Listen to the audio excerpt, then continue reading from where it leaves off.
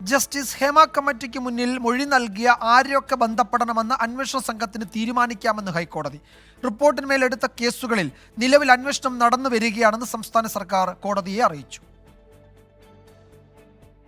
Hema committee റിപ്പോർട്ടുമായി ബന്ധപ്പെട്ട വിവിധ ഹർജികൾ പരിഗണിക്കവെയാണ് അന്വേഷണ പുരോഗതിയെക്കുറിച്ച് സംസ്ഥാന സർക്കാർ അറിയിച്ചത്. റിപ്പോർട്ടിന്മേൽ എടുത്ത 32 കേസുകളിൽ നിലവിൽ അന്വേഷണം നടന്നുവരികയാണ്. 4 കേസുകൾ പ്രാഥമിക അന്വേഷണം നടത്തിയപ്പോൾ തെളിവുകളില്ലാത്തതിനാൽ അവസാനിപ്പിച്ചു. 4 കേസുകളിൽ എഫ്ഐആർ രജിസ്റ്റർ ചെയ്യുന്നതിന് അന്വേഷണ സംഘം DGPയുടെ അനുമതി തേടിയിട്ടുണ്ട്.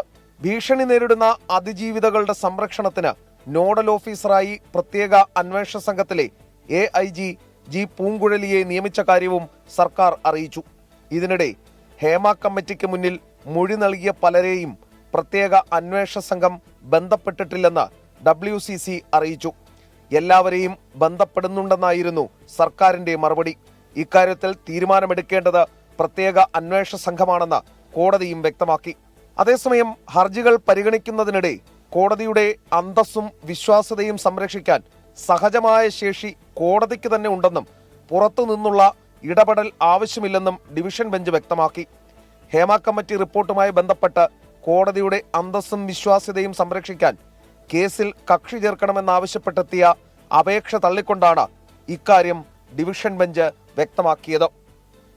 എസ് ശ്രീകാന്ത്, 24, കൊച്ചി.